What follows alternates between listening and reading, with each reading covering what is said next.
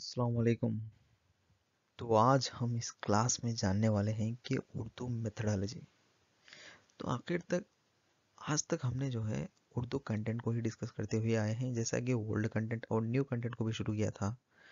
تو ہم آج اس کلاس میں اردو میتھڈالوجی کو ڈسکس کرنے جا رہے ہیں، جیسا کہ یہ ہماری پہلی کلاس ہے۔ اگر کلاس اچھی لگی تو لائک ضرور کیجیے۔ تو چلیے کلاس شروع کرتے ہیں۔ اگر آپ ہمارے چینل پہ نئے ہوں تو ہمارے چینل کو سبسکرائب کر لیجیے اور بازو والے بیل آئکن کو دبا دیجیے تاکہ اسی طرح کے اچھے کلاسز سننے کے لیے۔ تو چلیے کلاس شروع کرتے ہیں۔ 93ویں سطح پر زبان کی استعدادوں کی ترویج، یہ جو ہے ہماری میتھڈالوجی جو ہے اردو کی، اس میں پہلی ٹاپک ہے۔ اس میں سے کمپلسری ایک سوال آتا ہی ہے۔ تو دیکھیے کہ 93ویں سطح پر زبان کی استعدادوں کی ترویج کیا ہے، یعنی آخر زبان کیا ہے اور زبان کی استعدادیں کیا ہیں، یہ جو ہے اس کلاس میں جانیں گے۔ تو یہاں پر دیکھیے جذبات کا اظہار، یعنی ایموشن کا ایکسپریشن، اینڈ اظہار مافی الضمیر، یعنی ضمیر کس کو کہتے ہیں؟ ہمارا دل جو ہے اس کو ضمیر کہتے ہیں۔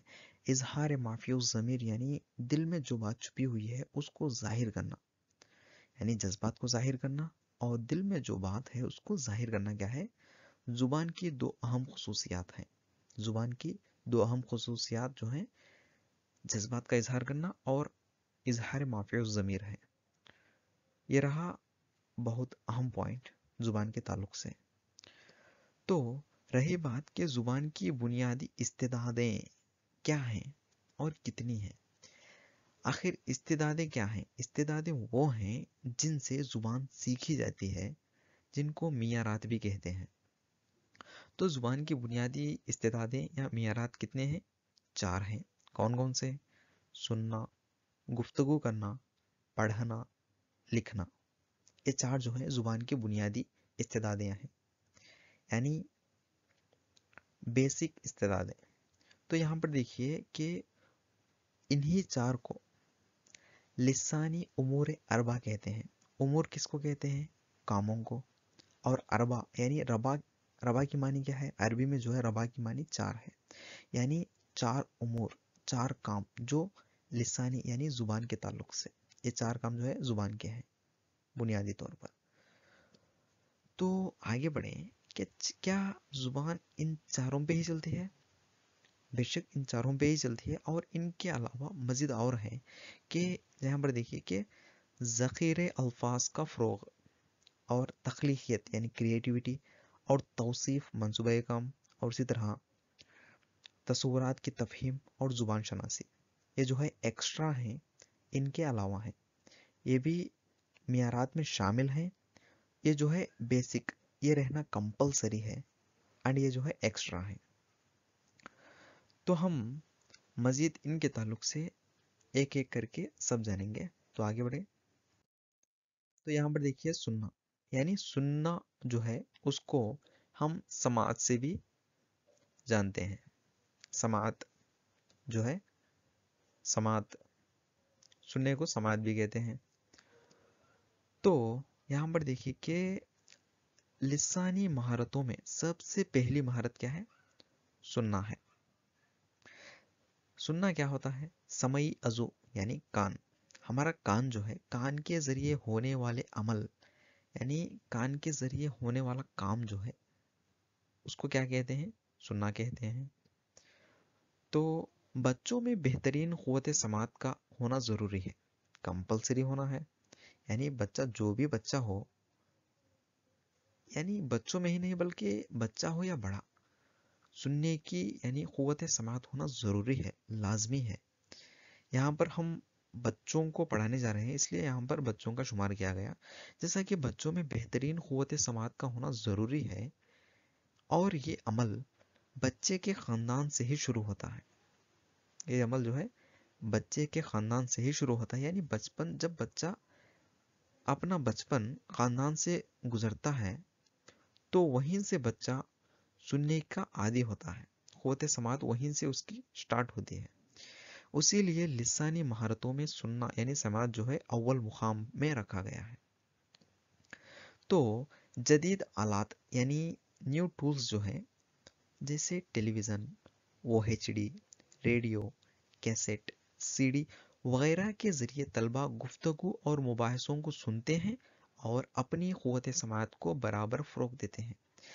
आप जानते हैं कि आजकल के ज़माने में बच्चे न सिर्फ रेडियो और कैसेट CD से नहीं बल्कि ज़्यादा तौर पर YouTube, television, Amazon prime, Netflix इस तरह के बहुत सारे न्यू टूल्स जो यानी मोबाइल पर मौजूद हैं या लैपटॉप पर मौजूद हैं, इनके ज़रिए जो है बच्चे बहुत ज़्यादा सीखते हैं। यहीं से बच्चे सुनने के आदी होते हैं और सुनने के जो महारत है उसको फ़रोग़ देते हैं आला तरीके से। तो इसीलिए मुअल्लिम को चाहिए कि वो आसान और सहल ज़ुबान का इस्तेमाल करे। यानी बच्चा जो है अपने ख़ानदान से गुज़र कर आता है तो उसको मियारी ज़ुबान नहीं आती, यानी मियारी ज़ुबान नहीं आती, इसलिए उस्ताद को चाहिए, मुअल्लिम को चाहिए कि आसान और सहल ज़ुबान का इस्तेमाल करे ताकि बच्चे को समझ में आए और वाज़ा तलफ़ुज़ अदा करे। तो यकीनी तौर पर तलबा गौर से सुनकर अपने सुनने की महारत को फ़रोग़ देते हैं। यानी डिटेल से अगर हम कोई ऐसा कठिन वर्ड या मुश्किल वर्ड बता दें जिसकी मानी बच्चे को ना पता हो तो बच्चा शायद क्या समझ सकेगा। इसलिए बच्चे के लिए आसान और सहल ज़ुबान का इस्तेमाल करना मुअल्लिम के ज़रिए बेहद ज़रूरी है। तो देखते हैं कि ये हकीकत है कि इब्तिदाई मराहिल में लिसानी महारतों को फ़रोग़ देने में तदरीसी व इक्तिसाबी आलात बेहद मददगार साबित होते हैं। यानी ना सिर्फ लिसानी महारतें बल्कि जो भी महारतें जो हैं, चाहे रियाजी के मुताबिक हो, साइंस के मुताबिक हो, चाहे जो कौन सा भी हो, कौन सी भी महारत बच्चों में फ़रोग़ देने के लिए तदरीसी व इक्तिसाबी आलत टीचिंग एंड लर्निंग मटेरियल्स जो हैं बहुत कारआमद साबित होते हैं। यहाँ पर हम ज़ुबान के ताल्लुक से पढ़ रहे हैं, इसलिए यहाँ पर जो है लिसानी महारतों को फ़रोग़ देने के लिए तदरीसी व इक्तिसाबी आलत बेहद बहुत मददगार साबित होते हैं। ये हकीकत है। तो आगे बढ़ के देखिए तो यहाँ पर देखिए कि 93वीं सतह पर सुनने की महारत को फ़रोग़ देने में ज़ैल के आलात बहुत कारआमद साबित होते हैं। वो कौन से हैं? जैसा कि बच्चों के लिए टीवी प्रोग्राम बहुत पुरकशिश होते हैं, यानी बच्चों को अट्रैक्ट करते हैं। कौन से? TV programmes. पर कैसे? जो है कार्टून्स हैं या जो नए नए प्रोग्राम्स जैसे ज़बरदस्त है, इस तरह जो भी प्रोग्राम्स टीवी पर चलते हैं बच्चों को बहुत अट्रैक्ट करते हैं। जब भी हम मवाद बच्चों को पढ़ाना चाहें तो इन्हीं से कुछ एग्जाम्पल्स लेके बच्चों को समझाया जाए तो बच्चे बहुत आसानी से और अट्रैक्टिव सुनने के लिए कोशिश करेंगे।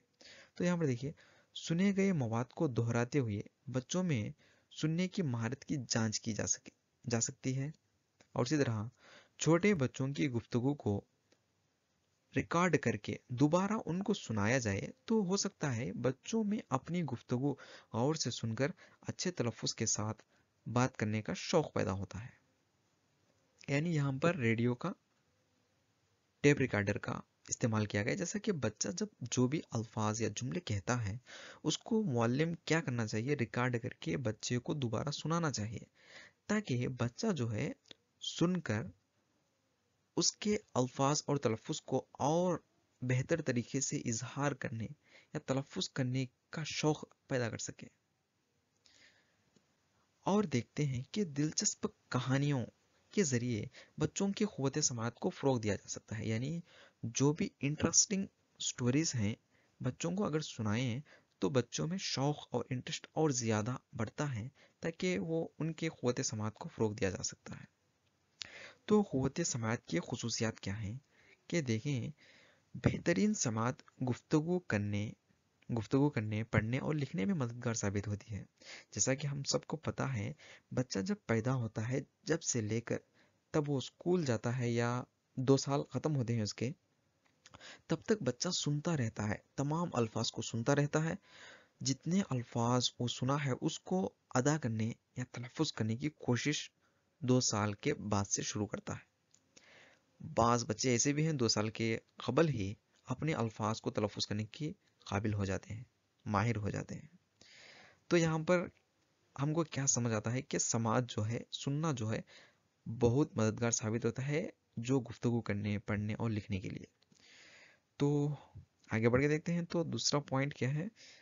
بہترین تلفظ بہترین سماعت کے ذریعے ہی ممکن ہوتی ہے۔ یعنی جب ہم الفاظ ادا کرتے ہیں یا کچھ جملے ادا کرتے ہیں، ان کا بیس کہاں پر ہوتا ہے؟ بہترین سماعت۔ جتنا اچھا ہم سنتے ہیں اتنا اچھا ہم بولنے کے قابل ہوتے ہیں۔ تو خامیوں اور غلطیوں سے پاک گفتگو کے لیے بہترین سماعت مددگار ثابت ہوتی ہے۔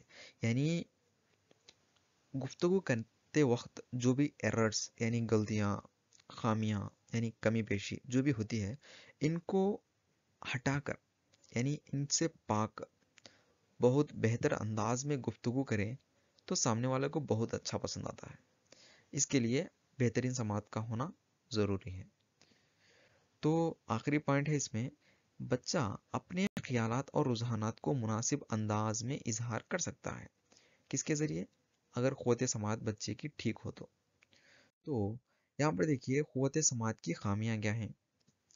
خامیاں جو ہیں، چند بچوں میں کیا ہے؟ پیدائش سے ہی کان کی بناوٹ میں خامی ہوتی ہے۔ کان کی بناوٹ میں خامی ہوتی ہے جو بچوں کو سننے میں تھوڑا تکلیف، مشکل آتے ہیں۔ تو دیکھتے ہیں کہ چند افراد کو مختلف امراض کے سبب قوت سماعت میں کمزوری پیدا ہوتی ہے۔ یعنی بچوں کو بعض ایسی بیماریاں یا امراض ہوتے ہیں، ایسے مرض کے شکار ہوتے ہیں جن کے ذریعے قوت سماعت میں کمزوری پیدا ہوتی ہے۔ یہاں ہم آج کل دیکھتے ہیں جیسا کہ یہ 2 عام طور پر قوت سماعت کی خامیاں ہیں۔ انہی کے ذریعے بچوں میں قوت سماعت کی کمی پیدا ہوتی ہے اور معلوم بھی ہوتی ہے۔ معلم کی جانب سے اختیار کی جانے والی احتیاطی تدابیر۔ تو قوت سماعت کے لیے معلم کیا کرنی چاہیے؟ تو یہاں پر دیکھیے، اساتذہ کو چاہیے کہ وہ ہمیشہ اپنی تدریس کو دلچسپ بنانے کی کوشش کرتے رہیں، یعنی انٹرسٹنگ بنانا چاہیے، اور کمر جماعت کے ماحول کو رنگین اور خوشگوار رکھنے کی کوشش کریں۔ رنگین اور خوشگوار مطلب بچے، جب بھی معلم بچوں کے آگے آتا ہے تو بچے اس طرح فیل ہونا کہ ہم ان کے کلاس سننا ہی ہے، یہ بہت اچھا کلاس بولتے ہیں۔ اس طرح بچوں کے اندر ایک ایسا خوشگوار ماحول پیدا کرنا چاہیے معلم۔ تو اساتذہ کو چاہیے کہ وہ پہلے بچوں کی باتوں کو غور سے اور توجہ کے ساتھ سنیں۔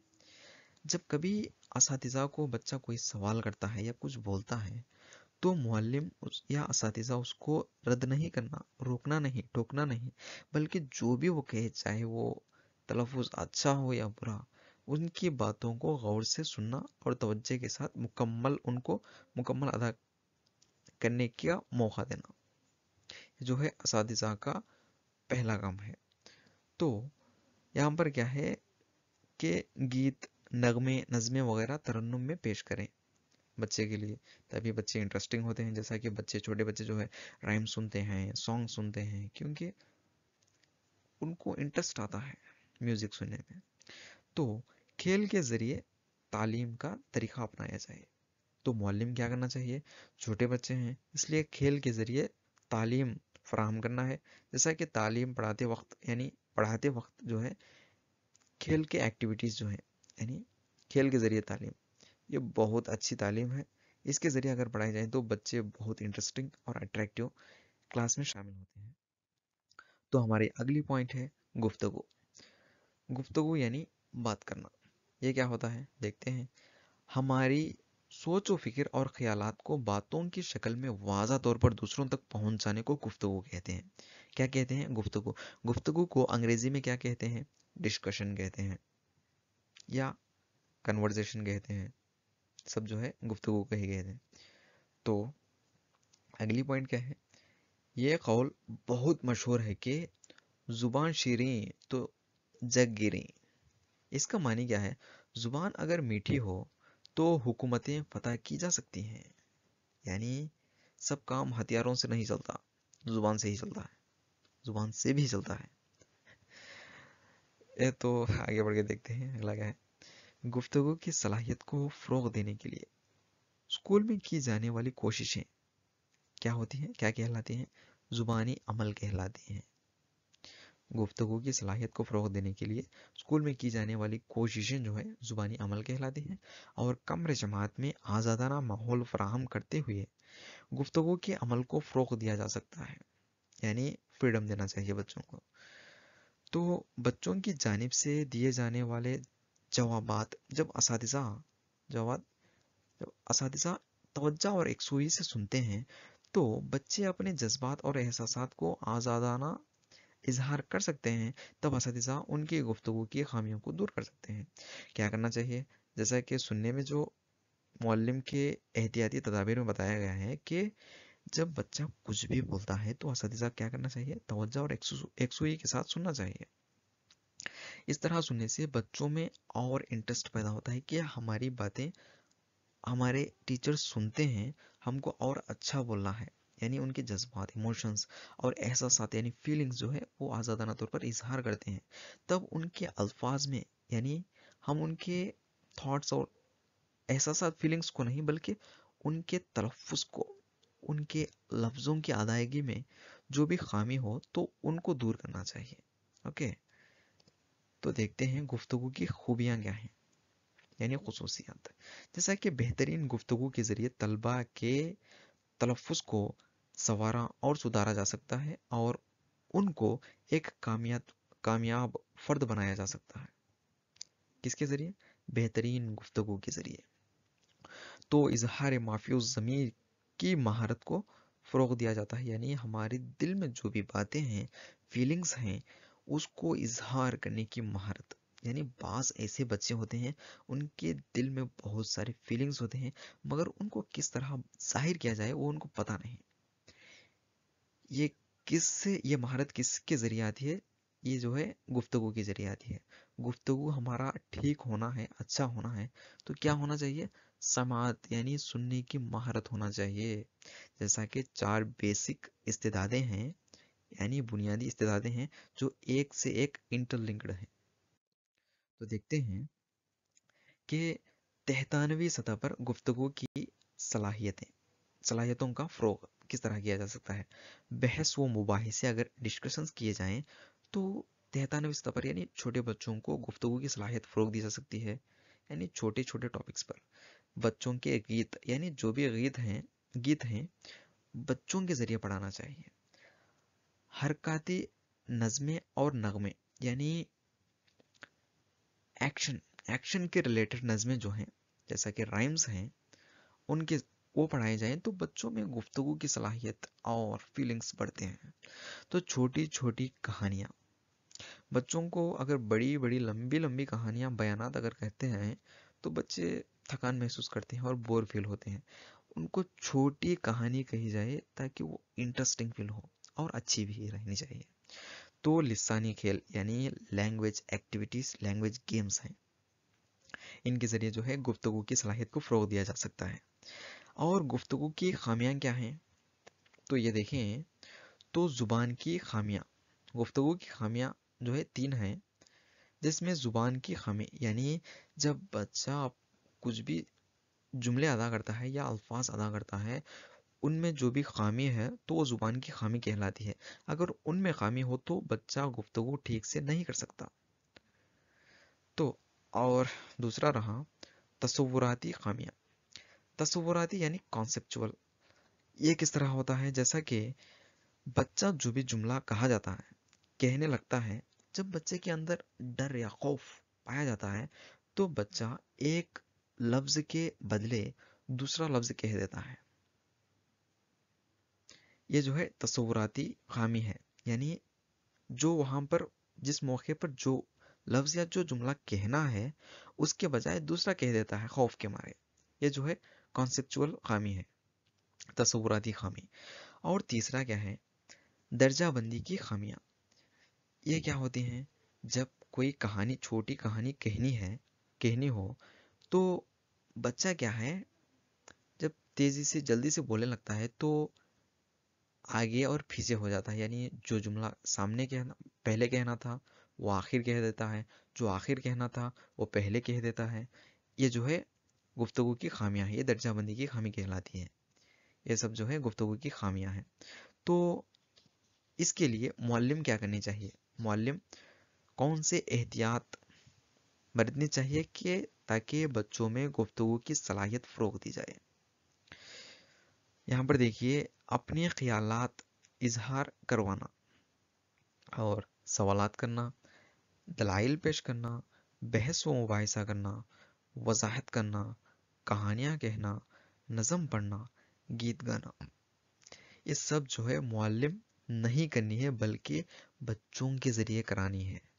یہ معلم کیا کرنا ہے، بچوں کے ذریعے یہ سب کام کرانا ہے تاکہ بچوں میں گفتگو کی صلاحیت فروغ دی جائے۔ جیسا کہ اپنے خیالات کا اظہار بچوں کو آزادانہ طور پر کہنے اور اظہار کرنے کا موقع فراہم کرنا ہے، اور بچے کو چاہے وہ غلط کہے یا صحیح کہے، بات یہ نہیں بلکہ بچوں کو آزادانہ طور پر سوالات کرنے کا موقع فراہم کرنا ہے، جس سے ان کے اندر گفتگو کی صلاحیت فروغ پاتی ہے۔ اس کے بعد گفتگو کو ٹھیک کرنے کی ذمہ داری معلم کی ہوتی ہے، اور دلائل پیش کرنا، بحث مباحثے، وضاحت کرنا، کہانیاں کہنا، نظم پڑھنا، گیت گانا، یہ سب جو ہے معلم بچوں کے لیے گفتگو کو فروغ دینے کے لیے کرنا ہی ہے۔ تو یہاں پر دیکھیے، ہمارا تیسرا جو ہے پڑھنا، تیسری استعداد جو ہے پڑھنا، یعنی پڑھنے کو ہم مطالعہ بھی کہتے ہیں۔ تو آخر یہ کیا ہے، علم حاصل کرنے کے لیے محض سننے اور گفتگو کرنے کی مہارتیں کافی نہیں ہوتی، اور کیا چاہیے، اس کے لیے پڑھنے کی مہارت بھی ضروری ہے۔ اس کے لیے کیا ہے، پڑھنے کی مہارت بھی ضروری ہے۔ تو آخر پڑھنا کیا ہے، پڑھنا کیا کہلاتا ہے؟ کسی موضوع کو اگر ہم پڑھتے ہیں، کسی موضوع کو پڑھ کر اس کا تصور یعنی کانسیپٹ اور اس کا مرکزی خیال یعنی مین تھیم کو اخذ کرنا ہی پڑھنا کہلاتا ہے۔ یعنی جب ہم کچھ کاغذ لیے جس میں پرنٹڈ جو بھی میٹر ہو اس کو پڑھتے ہیں، تو اسی طرح پڑھتے نہیں جانا، بلکہ جو بھی ہم پڑھیں اس کے اندر کا مین تھیم، مرکزی خیال اور اس کا کانسیپٹ جو ہے ہم کو سمجھ آنا چاہیے۔ اس کو کیا کہتے ہیں، پڑھنا کہتے ہیں۔ تو یہاں پر دیکھیے کہ طبع شدہ یعنی پرنٹڈ اور تحریری شکل یعنی لکھی ہوئی میں موجود مواد کو حسی اعضاء کے ذریعے سمجھ کر معلومات حاصل کرنے کو پڑھنا کہتے ہیں۔ یعنی پرنٹڈ ہو یا لکھی ہوئی ہو، چاہے جیسی بھی ہو، جس کو وہ مواد کو جو ہے حسی اعضاء یعنی آنکھوں کے ذریعے دیکھ کر، زبان کے ذریعے پڑھ کر ہم کیا کہنا چاہیے، معلومات حاصل کرنا چاہیے، اخذ کرنا چاہیے، اس کو کیا کہتے ہیں، پڑھنا کہتے ہیں۔ یہ رہا پڑھنے کے تعلق سے۔ تو دیکھتے ہیں ہم پڑھنے کے طریقہ کار۔ پڑھنے کے طریقے کتنے ہیں، یہ بہت بڑا ڈاؤٹ بچوں میں یا اسٹوڈنٹس میں پایا جاتا ہے۔ اس کو اس کلاس میں ہم کلیریفائی کریں گے۔ جیسا کہ مطالعے کے طریقہ کار یعنی پڑھنے کے میتھڈز کتنے ہیں۔ عام طور پر پڑھنے کے طریقے یعنی مطالعے کے طریقے جو ہیں 2 ہیں، صرف اور صرف 2 ہیں۔ کتاب میں جو ہے 4 بتایا گیا ہے، 4 نہیں بلکہ صرف 2 ہیں۔ اس کا ایکسپلینیشن بھی ہم دینے جا رہے ہیں، اور فرمائیے۔ جیسا کہ خاموش خوانی اور بلند خوانی، یا خاموش مطالعہ اور بلند مطالعہ کہتے ہیں۔ تو اور کیا ہیں اس کے علاوہ، اور ہیں کیا، دیکھتے ہیں۔ جیسا کہ اس کے علاوہ اس میں موجود طریقہ کار جو ہیں اور 2 ہیں، جیسا کہ وسیع مطالعہ اور باریک بین مطالعہ۔ جب تو ان دونوں میں فرق کیا ہے، یا ان چاروں ایک ہیں؟ تو دیکھتے ہیں کہ خاموش خوانی جو سائلنٹ ریڈنگ کہلاتی ہے، صرف ہمارے آنکھوں کے ذریعے کی جاتی ہے۔ بلند خوانی جو ہے بلند آواز میں کی جاتی ہے۔ جب بھی بچہ سائلنٹ ریڈنگ کرتا ہے تو پرسکون کے ساتھ کرتا ہے۔ اس وقت باریک بین مطالعہ یعنی ہر ایک لفظ، ہر ایک جملے کو باریک بین یعنی جو ہے ریسرچ کے ٹائپ میں بچہ پڑھنے کا پڑھنے کے قابل ہوتا ہے، یعنی باریک بین مطالعہ کہلاتا ہے. یہ جو ہے خاموش خوانی سے ہوتا ہے. اور وسیع مطالعہ جو ہے بہت زیادہ اگر مطالعہ کیا جائے تو اس کو وسیع مطالعہ کہتے ہیں. انگلش میں اس کو کیا کہتے ہیں؟ وسیع مطالعے کو ایکسٹینسک ریڈنگ کہتے ہیں، اور باریک بین مطالعے کو انٹرنسک ریڈنگ کہتے ہیں. انٹرنسک نہیں بلکہ انٹرنسک ہی ہے. شاید ورڈس الگ ہوں گے بلکہ میننگ یہی ہے. تو یہاں پر دیکھیے کہ خاموش خوانی اور بلند خوانی صرف یہ دو ہی ہیں مین. یہ جو ہے ان کے علاوہ ہیں. یہ جو ہے اور ایک اہم پوائنٹ کہ آپ کو کہنی ہے، یہ دو جو ہیں خاموش خوانی اور بلند خوانی جو ہے یہ دو میتھڈز ہیں، اور وسیع مطالعہ اور یہ جو ہے وسیع مطالعہ اور باریک بین مطالعہ جو ہے یہ ٹیکنیکس ہیں. اوکے، تو یہاں آپ کو کلیریفائی ہو گیا ہوگا کہ مطالعے کی اقسام کتنے ہیں، یعنی مطالعے کے طریقے کتنے ہیں اور ٹیکنیکس کتنے ہیں. تو ہم دیکھتے ہیں یہاں پر دیکھیے کہ خاموش مطالعہ یا خاموش خوانی تو کیا ہے؟ صرف آنکھوں کا استعمال کرتے ہوئے دیگر حسی اعضاء پر زور دیے بغیر مواد کو آسانی سے سمجھنے کے لیے مطالعہ کرنے کی کوشش کو جو ہے ہم خاموش مطالعہ یا خاموش خوانی کہتے ہیں. اس کے فوائد کیا ہیں؟ جیسا کہ حسی اعضاء کے لیے کسی قسم کی تھکان نہیں ہوتا، اور وسیع مطالعہ کیا جا سکتا ہے، اور باریک بین مطالعہ بھی کیا جا سکتا ہے، اور دوسروں کے لیے کسی قسم کی رکاوٹ اور تکلیف کا باعث نہیں بنتا ہے. اور اسی طرح یکسوئی اور توجہ فروغ پاتی ہے. توجہ کے ساتھ پڑھ سکتا ہے اور توجہ فروغ بھی پاتی ہے. یہ رہا خاموش مطالعہ. تو دوسرا جو ہے بلند مطالعہ. یہ کیا ہے؟ طلبہ کی مطالعاتی خامیوں کی، یہ خومیاں نہیں بلکہ خامیاں ہیں، خامیاں سپیلنگ مسٹیک کے، خامیوں کی نشاندہی کرتے ہوئے ان کی اصلاح یعنی کریکشن کرنے کے لیے بلند خوانی بہت حد تک مددگار ہوتی ہے. بچوں میں پڑھنے کی صلاحیت کو ابھارنے کے لیے بلند خوانی بہت ضروری ہوتی ہے. یعنی جب بھی بچہ زور سے پڑھتا ہے یعنی بلند سے پڑھتا ہے تو معلم اس کو سنتا ہے اور اس کے خامیوں کو دور کرنے کی کوشش کرتا ہے. یہ جو ہے بلند خوانی یعنی بلند مطالعہ جو ہے بچپن میں یعنی 93ویں سطح پر بہت بہت مددگار ثابت ہوتی ہے. تو سرگرمیاں یعنی بلند خوانی کو کس طرح امپلیمنٹ کیا جائے، ایکٹیویٹیز جو ہیں یہاں پر دیکھیے.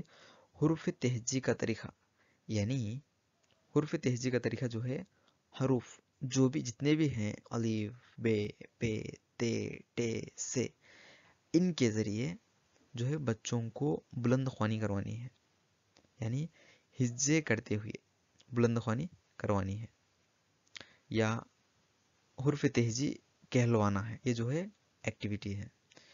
اور اسی طرح حروف کا گروہی طریقہ، یعنی جو بھی حروف تہجی میں موجود ہیں جو یکساں شکل و ساخت کے جو بھی ہیں ان کو بیک وقت پڑھانی ہے.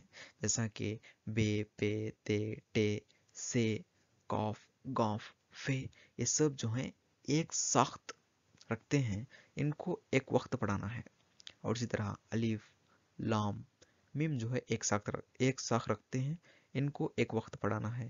جیم چیم ہائے خے یہ جو ہے ایک ساخت کے ہیں، ان کو ایک یونٹ کی طرح ایک الگ سے پڑھانا ہے. اس طرح گروہی طور پر حروف کو پڑھانا ہے، یہ الگ طریقہ ہے. اور اسی طرح لفظی طریقہ، یہ کیا ہوتا ہے؟ جب بھی کون سا بھی جملہ ہے اس کو جملے کے طریقے سے نہیں بلکہ لفظی طور پر جیسا کہ جو بھی جملہ ہے اس میں لفظ کو الگ کر کے بچے کے ساتھ کہلوانا ہے. اور اسی طرح جملہ بندی کا طریقہ، یعنی یہاں پر چھوٹے چھوٹے جملے کہلوانا ہے، جیسا کہ محاورے ہو سکتے ہیں اور مرکب الفاظ ہو سکتے ہیں، جو بھی ہوں چھوٹے چھوٹے جملے کہلوانا ہے. اس کے بعد جب جملے بچہ کہنے لگتا ہے تو اس کے بعد چھوٹی چھوٹی کہانیاں بچوں کے ساتھ بچوں کے ہاتھ بچوں سے کہلوانا ہے، تاکہ ان کے اندر بلند خوانی یعنی بلند مطالعہ فروغ پائے. یہ رہا. تو اس کے فوائد کیا ہیں؟ ہم دیکھتے ہیں کہ اس کے قواعد جو ہیں، قواعد نہیں بلکہ فوائد ہیں. اوکے، بلند خوانی کے فوائد، جیسا کہ بلند خوانی کے مدد سے بچوں کے تلفظ اور لسانی خامیوں کو صحیح کیا جا سکتا ہے. تمام طلبہ کے ذریعے اجتماعی طور پر مطالعہ کرایا جا سکتا ہے. یعنی بیک وقت بچوں کو بٹھا کر ایک ایک بچے کے ذریعے پڑھایا جا سکتا ہے، یا گروہی طور پر بچوں کو بٹھا کر ویسے بھی پڑھائے جا سکتے ہیں.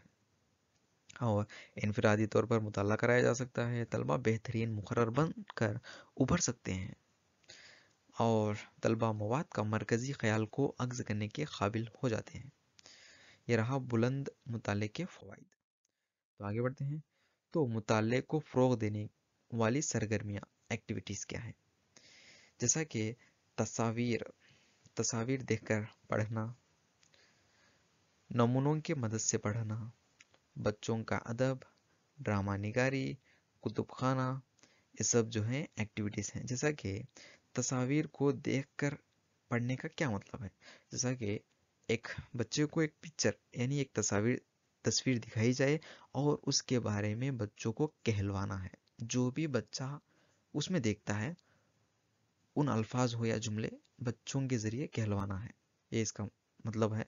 تو نمونوں کی مدد سے پڑھانا، یعنی نمونے جو بھی پیٹرنز ہیں جوڑ کر ہو یا پکچر ڈائیگرامس بنا کر ہو، بچوں سے کہلوانا ہے. اسی طرح بچوں کا ادب، بچے جو بھی لکھے ہوئے رہتے ہیں لٹریچر جو ہے بچوں کے ہاتھ پھر سے وہ کہلوانا ہے. ڈرامہ بازی یعنی ڈسکشن کنورزیشن جو ہے. اور کتب خانہ، یعنی کتب خانے میں جو بھی کتابیں ہیں، یعنی اسمال سٹوریز ہو سکتے ہیں یا سٹوری کارڈز ہو سکتے ہیں، جو بھی جو ہیں ان کے ذریعے بچوں کے ذریعے پڑھانا ہے اور کہلوانا ہے. جیسا کہ جریدے، رسالے اور روز نامچے، ماہ نامچے، سہ ماہی، شش ماہی اور سالانہ یعنی جن میں اردو دنیا، شقفتیں اور ننھے فرشتے، سائنس کی دنیا، یہ سب جو ہیں کیا ہیں؟ روز نامچے یعنی نیوز پیپرز ہیں، میگزینز ہیں. ان کے ذریعے بچوں میں مطالعے کی اور گفتگو کی صلاحیت کو فروغ دی جا سکتی ہے. اور اسی طرح غیر نصابی کتابیں یعنی نظمیں ہو سکتی ہیں، گیت، نغمے، تصویری کہانیاں، سٹوری کارڈز ہو سکتی ہیں، چھوٹی چھوٹی کہانیاں ہو سکتی ہیں، سب جو ہے بچوں کے اندر مطالعے کو فروغ دیا جا سکتا ہے. تو آگے بڑھ کے دیکھتے ہیں ہمارا آخری جو بنیادی استعداد ہے لکھنا ہے، یعنی تحریر، جس کو تحریر بھی کہا جاتا ہے. جیسا کہ زبان کے ساتھ رسم الخط جوڑنے کو کیا کہتے ہیں؟ تحریر کہتے ہیں، یعنی لکھنا کہتے ہیں. یعنی جو بھی ہم بولتے ہیں رسم الخط یعنی تحریری شکل میں جس کو ہم اظہار کرتے ہیں تو اس کو لکھنا کہتے ہیں. تو جس طرح گفتگو کے لیے آواز یعنی صوت بنیاد ہوتے ہیں یعنی آواز، بات کرنے کے لیے آواز کی ضرورت ہوتی ہے، اسی طرح تحریر کے لیے حروف بنیاد ہوتے ہیں. بزرگوں کا قول ہے، مشہور قول ہے، جیسا کہ 10 پڑھت کے لیے ایک لکھت کافی ہے. یعنی جتنے بھی بار پڑھتے جائیں شاید سمجھنے اور سمجھانے کے لیے مشکل ہو سکتا ہے، اس لیے ایک لکھت کافی ہے. اور اس کو الگ طریقے سے بھی کہہ سکتے ہیں، جیسا کہ کسی کو وعدہ کرتے ہیں تو ان کو ہم 10 بار بات بولنے سے ایک بار لکھ کر اگریمنٹ دے دینا بہت اچھا ہوتا ہے. ایسا بھی آ سکتا ہے، مگر ہم یہاں لسانی طور پر یعنی زبانی طریقے سے سیکھتے ہیں، یعنی لسانی زبان کی استعدادیں جو سیکھتے ہیں، اس لیے یہاں پر جو ہے 10 پڑھت کے لیے ایک لکھت کافی ہے کا مطلب ہے 10 بار 10 مرتبہ پڑھنے سے ایک مرتبہ لکھنا بہت اچھا ہوتا ہے.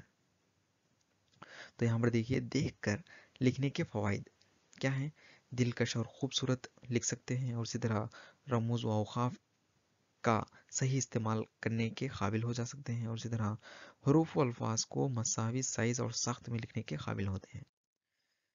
تو یہ رہے. اور یہاں پر دیکھیے املا نویسی یعنی ڈکٹیشن کیا ہے؟ یعنی اساتذہ کی جانب سے کہی جانے والی الفاظ کو طلبہ جب اپنے تختیوں میں، نوٹ بکس میں دیکھے بغیر لکھتے ہیں تو کیا کہتے ہیں؟ املا نویسی، ڈکٹیشن کہا جاتا ہے. ڈکٹیشن کے فوائد کیا ہیں؟ یہ جو ہے اس کے ذریعے بہترین سننے کی صلاحیت، قوت سماعت فروغ دی جا سکتی ہے، اور اسی طرح سننے کی صلاحیت، پڑھنے کی صلاحیت، لکھنے کی صلاحیت میں مطابقت اور ارتباط یعنی کنیکشنز پائے جاتے ہیں، ایڈجسٹ ہو سکتے ہیں۔ طلبہ کی تحریر میں حسن اور توازن پیدا ہوتا ہے، اور اسی طرح بچے باضابطہ اور بااصول تحریر کے عادی ہو جاتے ہیں۔ بچے توجہ اور یکسوئی سے سننے کے عادی ہو جاتے ہیں۔ یہ جو ہے املا نویسی کے فوائد ہیں۔ اسی طرح اگر ایک کلاس آپ کو اچھی لگی ہو تو لائک ضرور کیجیے، اپنے ساتھیوں سے شیئر ضرور کیجیے۔ اسی طرح ہم میتھڈالوجی کے کلاسز اور بولنے کے لیے ہم کو آپ کا سپورٹ چاہیے، اس لیے آپ کلاس اچھی لگی تو لائک ضرور کیجیے اور کامنٹ بھی کیجیے۔